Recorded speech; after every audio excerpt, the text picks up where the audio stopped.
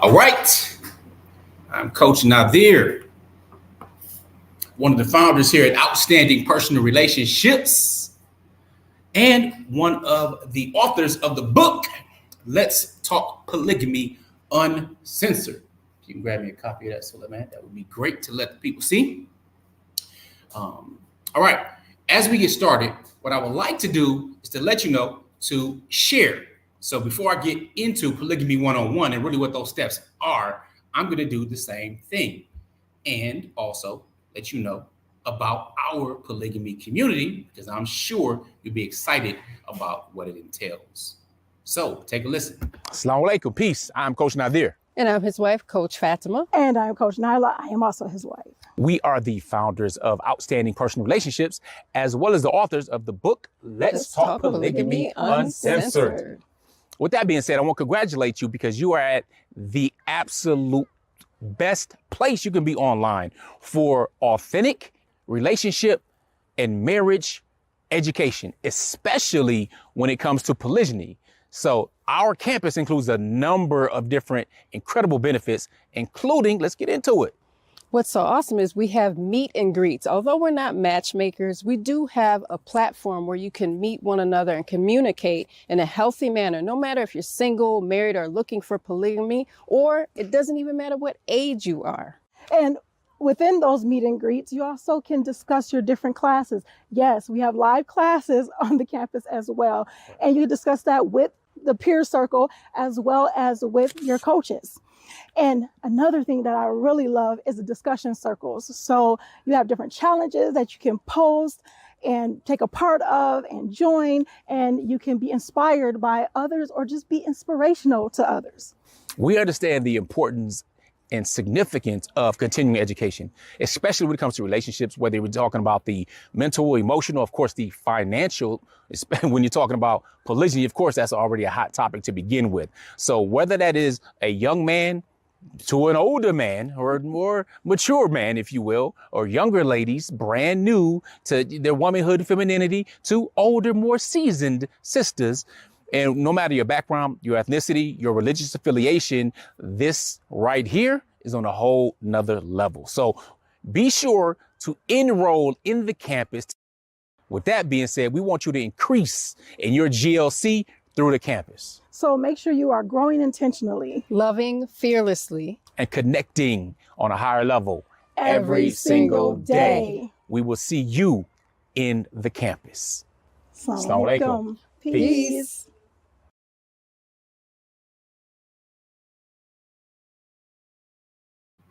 Indeed, prayerfully, we will see you in the campus. Again, I'm Coach Nyla, one of the founders of Outstanding Personal Relationships, as well as one of the authors of this book, Let's Talk Polygamy Uncensored. If you don't have it, you can go to the site. Again, letstalkpolygamy.com. Now, you might be wondering, where's Coach Nyla? Where's Coach Fatimah? Where's everybody at? Well, actually, they not far. They're within earshot.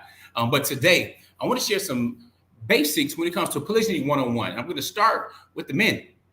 All right, so this is more of our community service content, if you will, or our community educational content.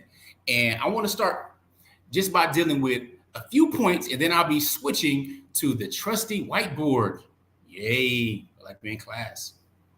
So just to let you know, if you have some questions, all right, or some comments, then what I want you to do is put question marks in front of it. If I can get to it, I absolutely will. If you want to know more about our polygamy community, then of course go to polygamycommunity.com, because we have a founders pricing right now, which of course is the best, and it ends shortly. So eventually it's going to be $97 per month, and right now it's not. So if you want to get one of the founders, you need to take advantage actually today. If you don't, it is what it is. You miss out, no problem. Still high in lots and lots of value, but it's a very special community that we put together. So you'll see the URL on the bottom to get registered. Again, I'm Coach Nazir. I was married for 15 years in monogamy and then chose to practice polygyny. Now, here's the thing. there was a whole bunch of mess. It got ugly before it got pretty. It didn't have much. There were definitely absolutely no live streams going on teaching men how to practice it in a healthy manner. All right. There were people that were practicing it, not necessarily any that I knew, especially in my community. And then, of course, there were the horror stories. All right. But the fact of the matter is, I started it, did a whole bunch of things that I would actually have changed or done a lot better now. So I want to share some of these experiences with you. And in general, really speaking to the men to begin with.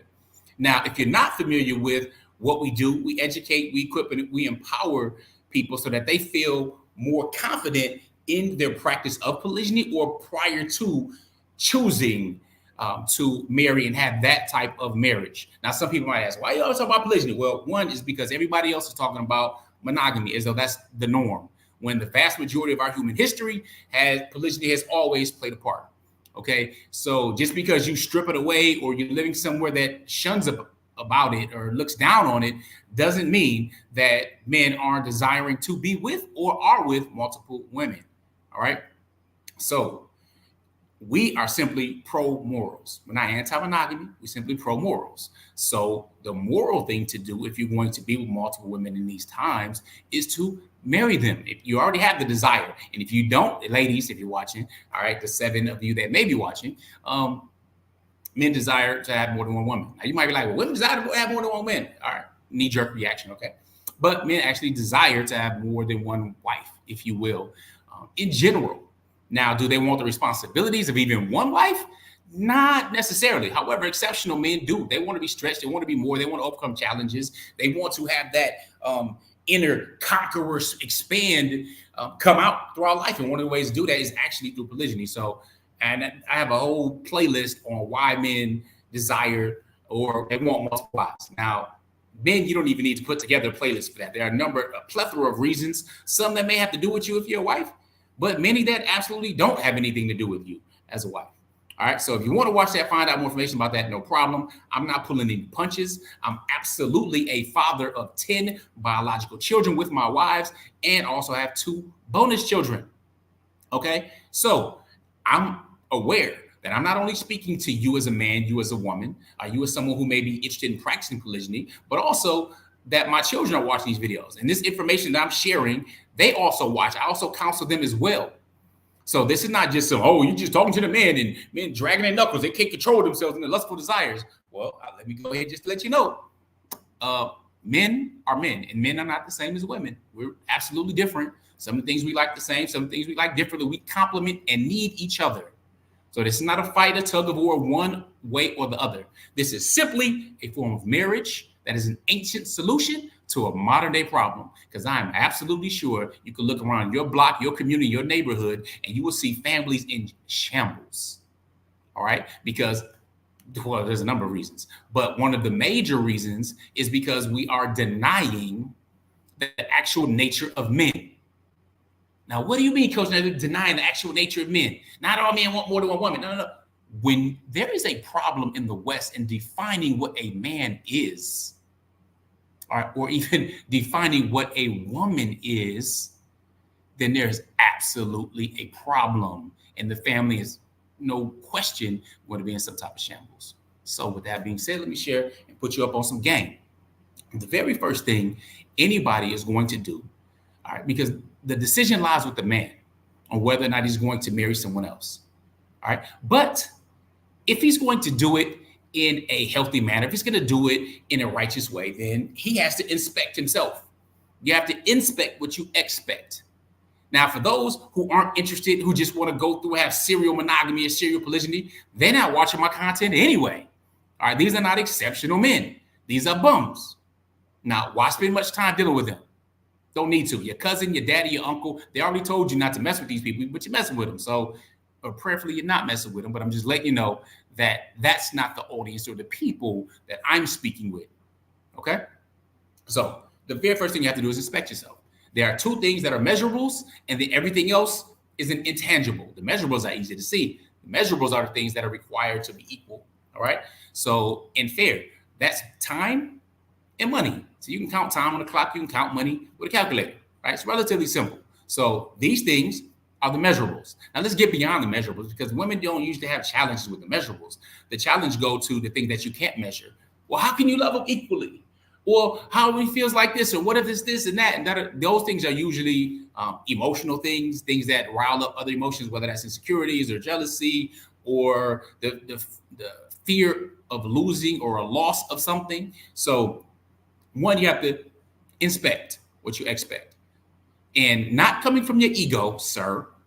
Not saying, yeah, I can handle it. I know I can do it, beat your chest and all that. No, this isn't that. Actually, with polygyny, and let me let you know, in case you're not familiar with the term, yes, it says polygamy 101 above my head right here, right? Because polygamy, let's get to these definitions, they're important. Polygamy simply means a spouse who is married to multiple spouses. Now, you understand, just like I understand, well, at least if English is your first language, that spouse can be a male or a female, a man or a woman, a husband or a wife. Now, under this umbrella of polygamy, there's a term known as polygyny. That's the term I'll be using interchangeably, because most polygamy has been polygyny. That means a husband who is married to multiple wives. Then there's another term, polyandry. Probably haven't heard of it much because it's not successful at all. And you haven't seen any societies that have been successful with it. Polyandry means a wife or a woman who has multiple husbands. All right. Then there's another term. It's not necessarily related to marriage, but it's called polyamory, where a person or persons have multiple lovers, sometimes the same person, and so on. That's a whole different thing. But under polygamy, there's polygyny and polyandry, generally speaking. Now that we got these terms out of the way, and we're going into inspecting what you expect, I want to let you know you have to look into yourself first. Now, if you can look at yourself objectively and also ask those in your circle that are going to be honest with you, not just tell you what you want to hear. And generally, as men, we can get that feedback. All right, women, it's a whole different thing. Women is not, they want to be polite, and they'll tell them everything and whatever they want to hear, knowing that they should be telling them the truth, but they think that's something friendly to do. As men, we tend to tell it like it is. You ask me for some advice and to be real with it, we're going to let you know. If you're like, hey, man, I think, I'm not looking that well. Yeah, bro, you fat. You know what I'm saying? Like, you really done pick something up. I'm just letting you know, being real for love for my brother. We tend to operate differently than women in these cases and circumstances. So asking people in your circle, what is their genuine opinion of you as a husband? Now, they don't know what happens behind closed doors, or as a man, what's up with you? What do they think about your leadership style? All right, what is your perception? Are you somebody that is perceived as being confident? How do you stand? How do you speak? How do you do with eye contact? How are you, getting some objective feedback? Now, you may not necessarily want to ask your mama. She might just lie to you. You know what I'm saying? Or she might just be too hard on you. I don't know. But, getting some type of feedback after asking and evaluating yourself. Now, instead of being all or none, as in you're good or bad or using terms like that, why don't you rate yourself on a scale of 1 to 10? 0, I'm trash. 10, I'm high quality. These characteristics women desire strongly. Rate yourself on that scale. I see trash, clearly that means you're somebody that's abusive, that's a predator, that is dangerous to yourself and others. And many people don't feel comfortable with themselves and they don't trust themselves. And one of my mentors had mentioned this and it really caught me. I was like, wow, how true. See, if you don't feel confident and you question your decision, you have low self-esteem. One of the reasons is because you're the only person that knows every single lie you've told. So you don't trust yourself. So when I ask you to be objective, I'm asking you to be honest with yourself. On that scale of 1 to 10, where would you put yourself? Where would people who will be objective and good friends of yours rate you on that scale without throwing any fluff on there, and don't use the number 7? All right, 10, you're outstanding, you're irresistible, women desire you. This is something that you just kind of have to fight back and be humble about. That's very few men, by the way. But where do you stand? All right, report card. Now the other part, now you have to go outside yourself here. Because if you made that decision, I'm a good guy, all right? Well, there's some risks that you're going to have to experiment with, whether or not to even marry someone else. And if you're watching and you get benefit from this, I'm going to say, yeah, subscribe over on our YouTube channel. All right, you have some questions, go ahead and put them in. Let me give you these instructions. Feel free to put it in. Preferably if I can get to it. before I go to my whiteboard, I will do that. And let me know where you're chiming in from. All right, right now we're live. I'm chiming in from Africa. All right, it's the afternoon. It's sunny outside, probably about 100 degrees or maybe dipping down into the upper 90s. Anyway, where are you chiming in from? What country, what side of the world, what state, what time zone? Let me know. I'd like to know that. All right. So with that being said, let's continue. Now the question comes, all right, I'm an above average guy. See, polygyny, I believe, is for exceptional men.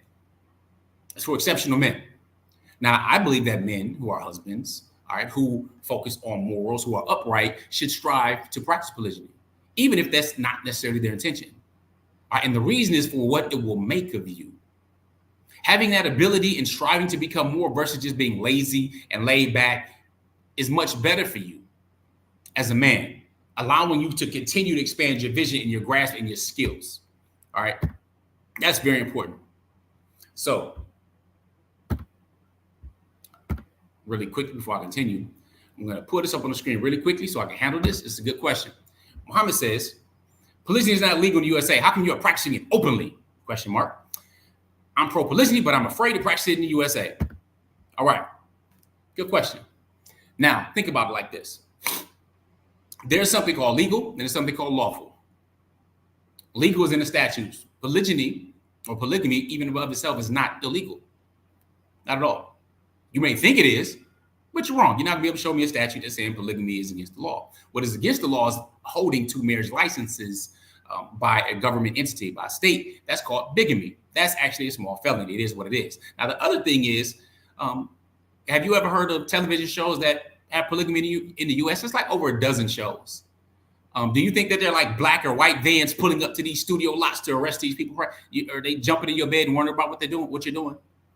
So what? Seeking sister wives, Big Love, Escaping Polygamy, all kind of stuff that goes on TV, on TLC, and whatever other shows they have. I don't know. I don't watch them like that. But nevertheless, think about that.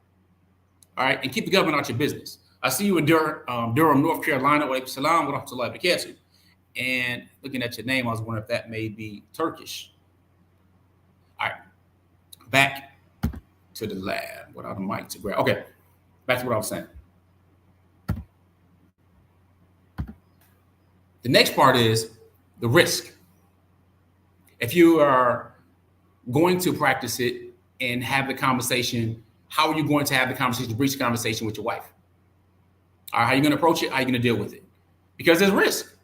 All right. And many of us don't know who you're married to until this situation comes up, especially if you live in the West. You live in the West, they push monogamy as though it's the norm. Like polygyny has never been a thing ever, when in reality, monogamy simply protects the man and his pleasures and whatever he wants to do by having one illegal wife. You can have many mistresses, girlfriends, jump downs, bust downs, sneaky links, whatever you want to have.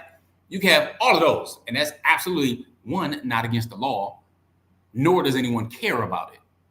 But that's very destructive to the family and it's extremely immoral.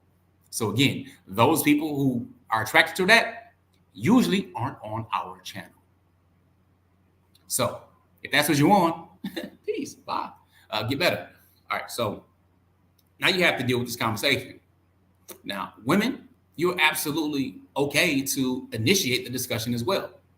Now, men, allow them to do so. But ladies, I'm gonna let you know something.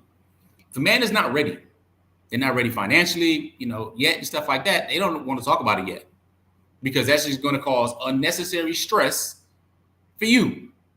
And there's no reason to cause unnecessary stress and unnecessary strain, especially when there's nobody in the works and it's not off. It might be a year or two or months off or what have you, or maybe even never. Because I had brothers complain that my wife trying to have this conversation, keep saying this and talking about it, and she just has this fear that he's going to do it. He's going to pop up on her and everything else. But he's like, I'm not equipped for it. So, and that's at least for another couple of years till I hit some goals, hit some targets. But she keeps pressing me. And at that point, it becomes a point of contention and friction, if you will. So if you do approach it, just approach it at face value. It is what it is. Maybe he's ready, maybe he's not. But understand that if he's not, he's probably going to say what he should say, which is, no, I'm not interested in it right now. Okay? So I get email, I get DM, I get all this stuff. How should I tell my wife, or when should I tell my wife? You should tell your wife whenever you can have a decent conversation. Now, there's never really a good time, all right? Because women don't understand desire or drive or anything like that for polygyny. Like, how can they? I mean, the average man has 10 times the testosterone levels of the average woman. Woman has 10 times or more the levels of estrogen than a healthy man. And we both share these different hormones, right? So they're very different from us. And just like we won't understand how a woman would desire to give birth, especially after she's already given birth to a child and almost broke her in half and brought all that pain and want to have more than one child, especially if you're there or delivered or in that delivery room and they want to have more than one child, it's like mind-blowing to us. Like, nope, you are the stronger sex. They won't understand polygyny either. Okay? Now, there is no palatable reason either. All right, I have clients that like, I know why I want it. I want variety. I want to have this or that, or fine, that's cool. I want to be more, whatever. No matter what your reasoning is going to be or how good it sounds, it's really not going to be enough. And we should understand that. Okay, women can see it as a threat to, all right, I'm losing something. You have a wife, she is losing something. She's going to lose some time, some attention and stuff like that. That this is a challenge now in the West. And what they're taught is this with the Disney princess thing, my knight in shining armor is going to save you, can live happily ever after, and I'm going to be the only one, he's going to be the only one. That's just what it's going to be. Now, the fact of the matter is we know that statistically speaking, 56% of all marriages end in divorce, and that does not account for the 10 to 20% of people just stay together in bad marriages. Will Smith, Jada Pinkett Smith, bad marriage for life type stuff. Okay, so the vast majority are investing into something that will fail. So you, as a man, need to make sure you have your ish together. And with this risk, especially if there are children involved, whether or not it's either A, worth it for you to do, or are you going to build resentment along the line? All right, so if you want to do it, you have a discussion, couldn't have a discussion, an argument, a blow up, you felt uncomfortable, didn't want to sit in that, then that could be a problem. But again, you're not going to know who you married until you have this discussion. All right, there may be other underlying issues before you even met your wife that she may have had that impact her emotionally, whether that be some abandonment issues or other stuff that happened. You may not even know, and she probably didn't tell you. There could be ACEs, adverse childhood experiences that she experienced. All right, so you need to make yourself familiar with that, with traumas like that. Dr. Nadine Burke Harris has a book called The Deepest Well. Invest in it. Get the audio book. I need so that man to make sure his other camera is straight because it's not. So that's just one of the resources, right? Because there's a risk you're gonna have to take, and I have a YouTube video about that. So feel free to go ahead and check that out. But I want to talk about the 4 different levels of relationship. This is fine. That one. 4 different levels that can impact the quality of your relationship and where you are. Yoruba. Oh, Yoruba. Okay, that's where the name is from. That's what's up. King Khalid. Yeah, we're indeed raising the standard over here. Salam, shalom, shalom. Indeed. Peace. All right. So there are 4 different levels. Matter of fact, I'm going to switch over here and see. You can see me. Change it up. See what's happening. Let me see the LED.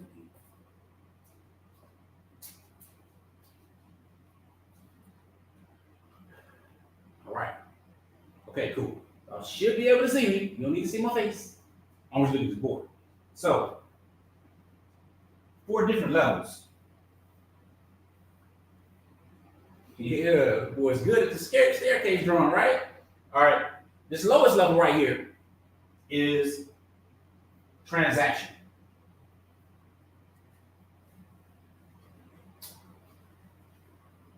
If you don't have something to write with, something to write on, I would suggest you take notes. All right, so we're going in today. You know what? Let's move this tilted a little bit for me, please. To make sure you have the bottom section. So I don't have to like scoot down like that. All right, it's transactional. That's when you're in a marriage where you are the man, you're the leader of your family, right? You have this technical title. However, what comes with that is if or but, not both and. What I mean, well, if you do this for me, then I do this for you. Well, if you don't do that, I definitely ain't doing that. type stuff. That type of relationship. Where it's transactional. Well, if he does this, then I respect him. Well, if she does this, then here, let me give you another example. We hear this today when it comes out with these feminazis, where they talk about all this feminism and I don't need a man, I'm strong to die, and so on, right? And I'm in my masculine. The reason I'm in my masculine, I have all kind of excuses for days. But they say stuff like, you know what? I'll be more feminine when I meet the right man who's masculine than I'll be in my femininity. But let me ask you this. Not only does that sound silly as ever, and we know this, but when was the last time you heard a man say, you know what? I'll be more in my masculinity when I meet a woman who's more in her femininity? Sounds silly, doesn't it? That's the same thing he does for us. So it's transactional. Many people are in a transactional relationship. They say stuff like, you want to practice polygyny? Well, that's fine. That's cool. As long as I go ahead and get to have another man. Really?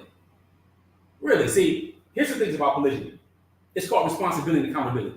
You talk about a man, that's a husband, protecting, providing, taking care of, right? There are certain rules, and we believe in gender roles, and we know that there are only 2 genders, surprise, right?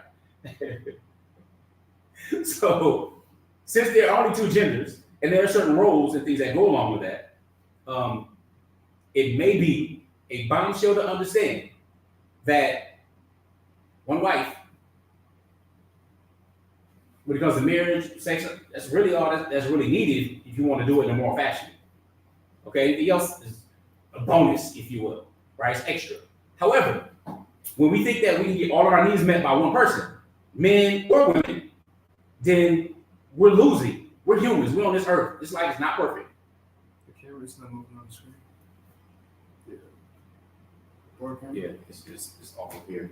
Error when the shoes turn the camera off and on again. And it's a trouble. Just talk about it. Check the power.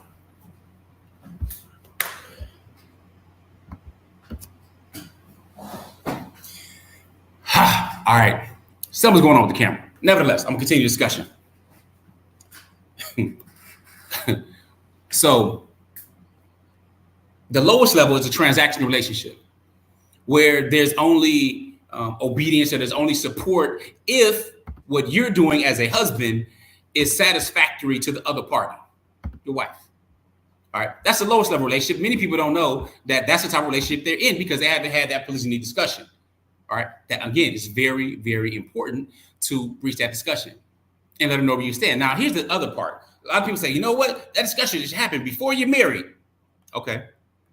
I agree. That is the best practice. If you already know that you intend to practice polygyny before you ever get married, then that should be discussed. I mean, everything is open to discuss. It should be. However, if you've never been married, for example, let's take my son. He's never been married. He doesn't know if he wants polygyny. He doesn't even know what marriage entails at all. So if he says at his young age, no, I'll never practice polygyny. I wouldn't want one. He doesn't even know. But 10, 15 years comes on and he matures more. And he's like, yeah, I don't want to practice polygyny. Now I'm going to take him back to his young age and be like, oh, well, you had said back then that you did. He didn't know any better. He didn't know. So I let men know this is your first marriage and you don't know. Simply say you don't know, but don't take it off the table. But absolutely work to have that discussion. Very important. All right, very important. Because if you're dealing with someone who's transactional, that means as soon as they don't like something, my loyalty is gone, I'm out. Although you're supposed to be the man, you're supposed to be the leader. But if you don't do what they say or what they desire or give up something and plant resentment or something that is lawful for you or something that is okay as the man to decide, then somebody got to wear the pants. Somebody got to wear the sassoons. And I don't think that men are out here trying to wear Jordache and sassoon pants. All right, I don't know. Y'all hear my audio? Okay. Trying to make sure this setup is all right as I'm working with this new setup, trying to get it right. So if my audio is okay, y'all hear me well, put a thumbs up in the comments. Would greatly appreciate that. And if you're watching on YouTube, of course, you know what? Subscribe, like, catch me live. That's what's up. The second level is unification. Unification. So let me switch over here. It looks like it's working. So if it is not working, just let me know that in the comments as well. All right, you hear me clear, King Khalid? Good, good. That's what's up. Here's the second level.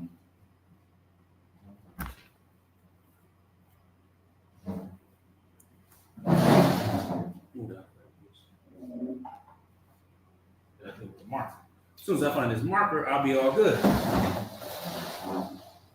Haha. This level here, this is the team level. So it's better than transactional. That's somebody that's where, look, I'm on your team, I'm supportive. That usually comes when you have children. Now you have a child, look, this is your bloodline. I want to, continue to carry that on, continue your bloodline as well as her bloodline. You share DNA. All right, this is our child. That's unification. That's somebody's, all right, go ahead and do that. That's above transactional. Transactional is again, I have no loyalty. My loyalty is to myself and my feelings.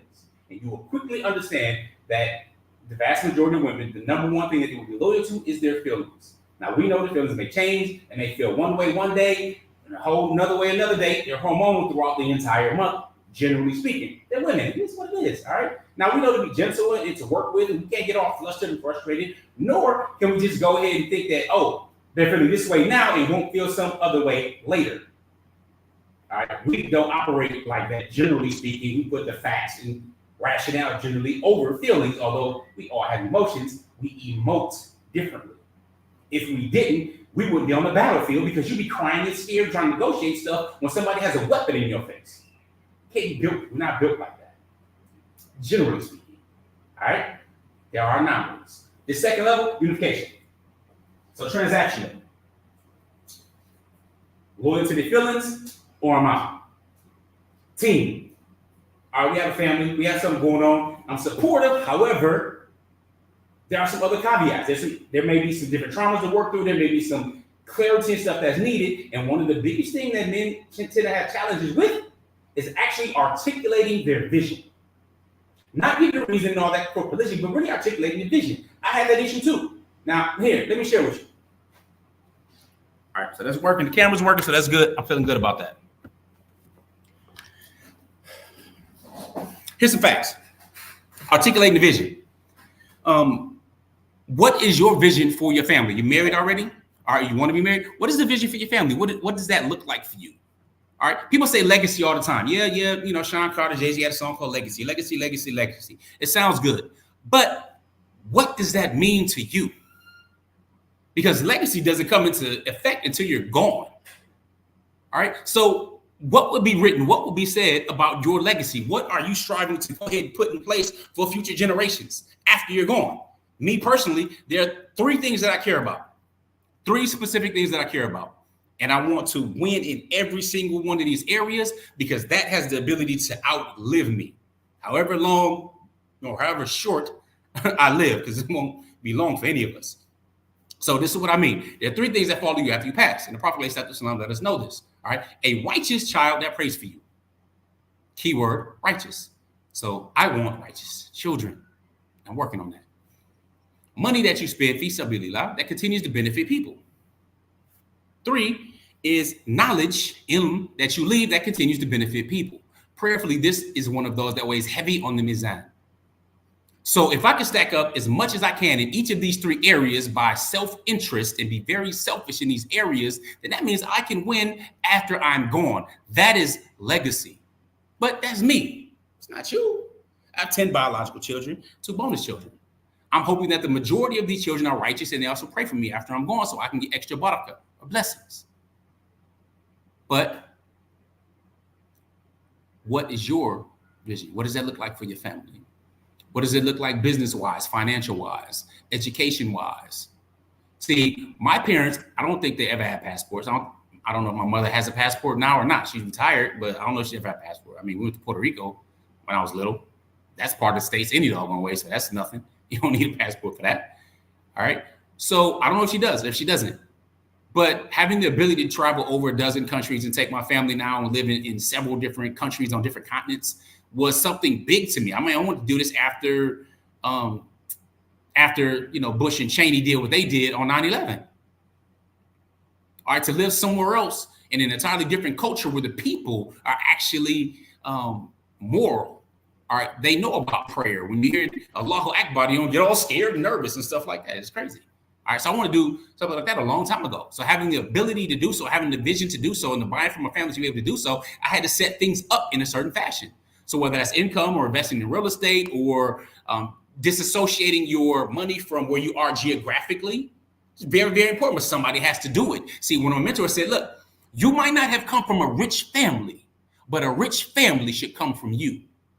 And with the information that we have, that's important to me. So again, bro, what is your vision?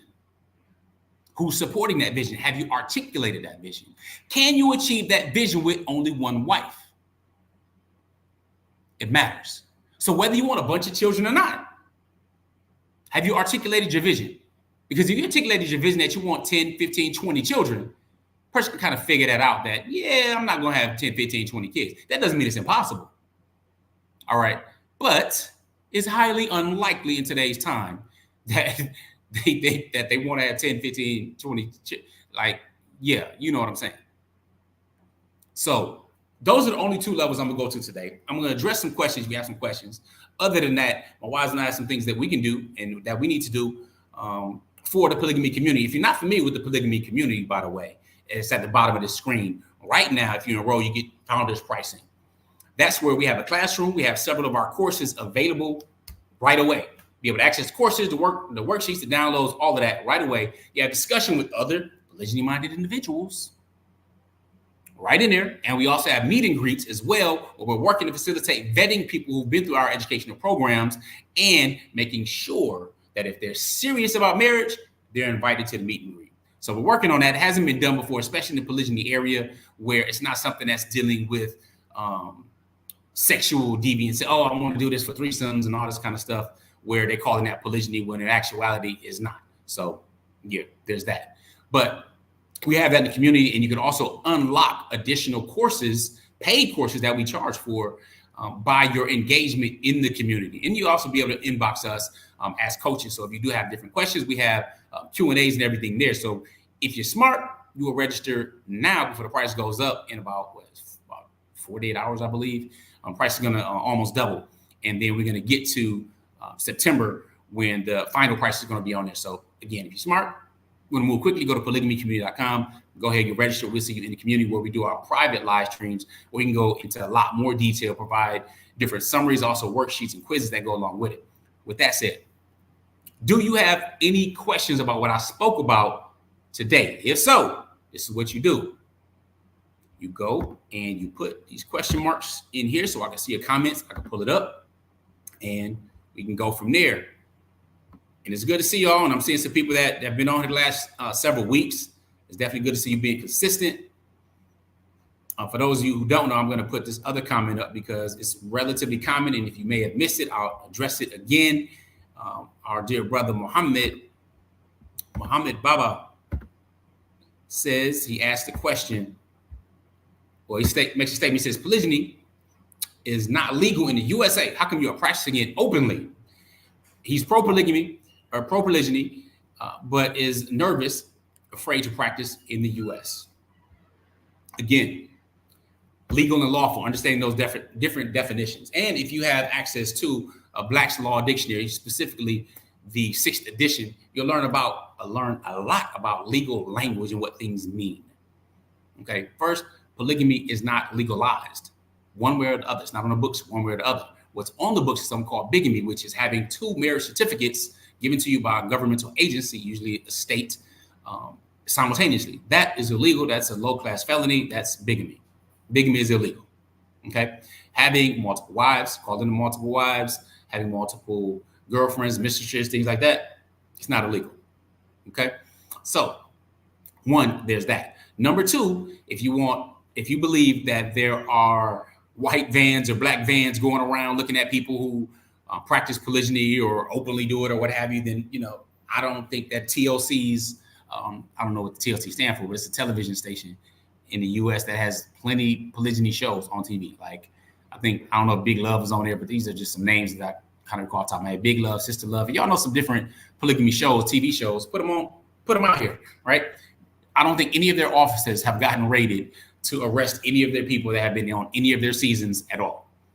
All right, so there's no need to hallucinate what we think will happen.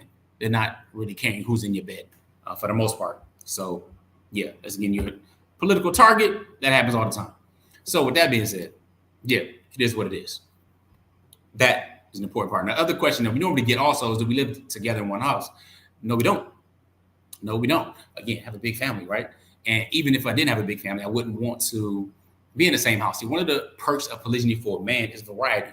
Now, when I say variety, usually women just think, oh, variety of bodies or people, right? That's not what I'm talking about. I'm talking about variety of the environment, what's around, the differences. I mean, women should have their own stuff. They have their own style. They have their own way they cook in the kitchen and design and smell, all of that stuff. Women have this stuff and they should have that stuff. But part of that variety and satisfying a part of polygyny is that thing. Your environment is actually different. So one, I would have that anyway. But two, they deserve, their own spot to have it as it is. Again, I feel that's the best practice. And that's what the Prophet Islam did it. Brother Mansa Musa, good stuff. All right, what else? So King Khalid says, I'm currently married, coach, good stuff. And I've had the conversation. When I hear the conversation, it's either usually the sex conversation or it's the being Black in America conversation when you're dealing with the establishment pulling you over, right? But this is different. This is the first time I heard it in this context. But had the conversation with the wife. I've expressed to her that practicing Islam is a staple of my life. Indeed. However, her mind is bound to Christianity. How can I help? All right, you gotta help me understand that. So her mind is bound to Christianity. So your wife is Christian? Is that what you're saying? I'm assuming that's what you're saying. She could be Christian. I mean, it is what it is. I don't necessarily. We used to be Christian. We're no longer Christian anymore. All right, clearly. Alhamdulillah. So her mind is bound to Christianity. Well, the way you can help is actually to study Christianity. All right, study it. Like I studied it thoroughly. That's how I became Muslim. All right, I wasn't looking for Islam. I wasn't interested in Islam. I didn't even like Islam. I respected Malcolm, saw the movie. All right, but I was like, yeah, that's too disciplined. But if you actually study Christianity, you actually get into the book, or even look at the King James Version Bible, the Bible that's not copyrighted. That's why they use it the most, because the other ones are copyrighted so they can get profits. But you would actually see that Isa, who they call Jesus, there's no J's in Hebrew. He didn't even speak Hebrew anyway. And the New Testament was written in Greek for the most part, even though he didn't speak that either. He spoke Aramaic. And the only authentic gospel that still exists is the gospel of Barnabas, which is written in Aramaic. All right. So yeah, pick that up, by the way. But if you actually study it and you see in the King James Version, everything that he says in red, there's nothing that goes against the truth. Like he never called himself God, never called himself son of God, or he always called himself the son of man. He prayed to God. He made wudu, washed his hands, feet. He prayed on his face to the creator. I mean, there's no question about this whatsoever. He was one of those who submitted, which means he's a Muslim. And we know this. And we also know that he is coming back. He was raised up. He was not killed or crucified, and so on. So the more you learn about the Bible, the more interesting it can be. Like Mark 14, verse 50 in the Garden of Gethsemane, when the Sadducees and the Pharisees came to get him, what's written there says, we all forsook him and fled. And if you know anything about English, or you know about third person, they didn't say, we all forsook him and fled. They all forsook him and fled, is what was said. So if they all forsook him and fled, talking about the disciples, one, who was writing that? Two, who was there to see what happened next? If they all forsook him and fled, everybody dipped it. They was gone. Then you have to get to the authenticity of the books. All right. You have the Catholics that has 73 books in their Bible. You have the Protestants that have 66. But if you look at Revelation in the very last verse, it curses anybody who adds to it or subtracts from it. So who right? The Protestants or the Christians? They got to figure that out their own, bro. All right. So remember, I just talked about Mark 14, verse 50. They all forsook him and fled. So is there any surprise? They didn't see any type of crucifixion. There's no first witness accounts on it. And it's Matthew, Mark, Luke, and John. These books didn't occur or even come about until Saul of Tarsus, who changed his name to Paul and called himself an apostle, who met actual disciples, who disciples fought against. Yeah, the dude who wrote 80% of the book, they fought against him. But would it surprise you that when they came into the upper room and he said, Assalamu alaikum, peace be upon you, and they looked at him like they was looking at a ghost? I mean, read these stories, man. Picture it like a movie. Like, why would they be scared? Because they wasn't near. They all forsook and fled. They were gone. He came up there saying, Assalamu alaikum, because that's the greeting. Peace be upon you. He's like, why y'all scared? Look, it's me. Feel me. Look at my hands. Feel my hands. Feel my feet. Feel the flesh. You know what? Matter of fact, give me something to eat. And again, this is alleged because this is all according to the Bible, which it's been adulterated, unfortunately. But Gave him honeycomb, gave him some bread. And what happens when you eat? You need to digest, it needs to come out. But you need it for sustenance, right? So I'm just saying, if you really want to do dawah, you can dig more into the Bible and actually see the truth that Jesus spoke. All right, when he said, I'm the truth and the way of life, no one gets to the Father except through me, that was true. You had to believe in him. You couldn't believe in God, but then disbelieve in the prophet that God sent to you. Like, duh. Moses said the same thing. I mean, if you look at the first of all 10 commandments, that's what Muslims believe. All right, it says, you should have no other God but me. That sounds like la ilaha illallah. There's nothing worthy of worship except Allah. And I say Allah, people get scared, like, what are you, Allah? Yeah, Allah. I'm where Coptic Christians are right here, and they say Allah. Aramaic, you say Allah. Hebrew, Elah, Elohim is God's plural. Greek is Theou. All right, so we can go on and on and on about, semantics or basics, but the fact of the matter is, if you want her to help understand Islam, then teach her Christianity. And if you know the founding fathers of Christianity and early Christians, they were very polygynous. You can pick up the book Islam and Polygamy by Bilal Phillips. You can get the PDF online, Google it, download it. They'll provide the different, they'll cite the different evidences for you and everything else. And it was never prohibited, period. You know what I'm saying? Now, a person who claimed they had saw Jesus on his way to Damascus and fell off his donkey, who never met him and fought with his disciples, you can take his word if you want to. And he's like, yo, be more righteous. Don't marry nobody. Don't ever be with a woman. How's that working out for those who practice something that's very unnatural with your desires? How's that working out for those who are paying out for the abuse of children and stuff like that? So not go dig into that, but if you want to, then study it a lot deeper. Again, I wasn't looking for Islam. I wasn't interested. I believed in God. I disowned all organized religion. I said, you know what? I can't go ahead and have communion on Sunday, drink this wine, talking about this is an actual wine, not the grape juice and the crackers that's in Baptist churches. I was in the Lutheran church studying like from kindergarten to 10th grade. So they gave us wine in 8th grade, right? So drinking wine and eating this unleavened bread and talking about this is the blood of Christ and this is the actual body of Christ and all this and believing. That's stuff that I was taught, right? So, yeah. Dig into it, man. Study. And if you study, inshallah ta'ala should be guided if she's sincere in her stuff. If not, it is what it is. I would absolutely say that you should be married. You should marry a mu'min, somebody who feels secure with with your children and who wants Jannah. I mean, you're married to a kafir, she's going to be in Jahannam. She's not be Muslim. I mean, just saying, it is what it is. All right. All right. Now, I didn't mean to get off on that whole tangent.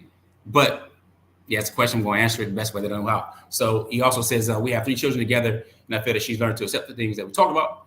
Just wondering about different ways to help her expand the outlook and information that is new. Study it, man. There's a very good book called The Christian Muslim Dialogue, an extremely good book.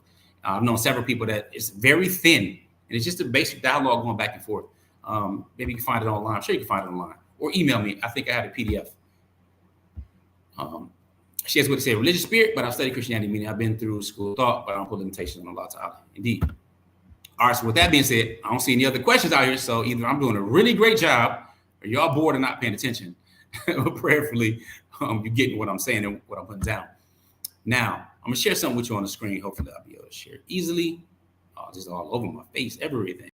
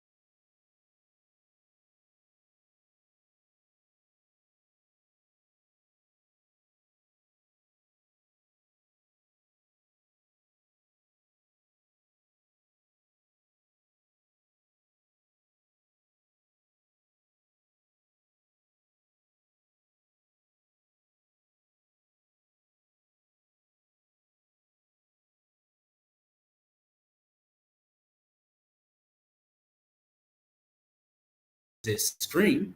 We go more into that in the polygamy community. I hope you would join us there, and that would be super dope. I would like to see you guys, interact with you more. Of course, my wives are there, really hooking stuff up, even more than me. So again, you're interested in that, polygamycommunity.com. I'm gonna ride out. If you haven't already taken your assessment, let me go ahead and show you where you can get that done. Your polygyny readiness assessment, right at our main website. Again, appreciate you. With that being said, remember, wish changes nothing, but a decision changes everything.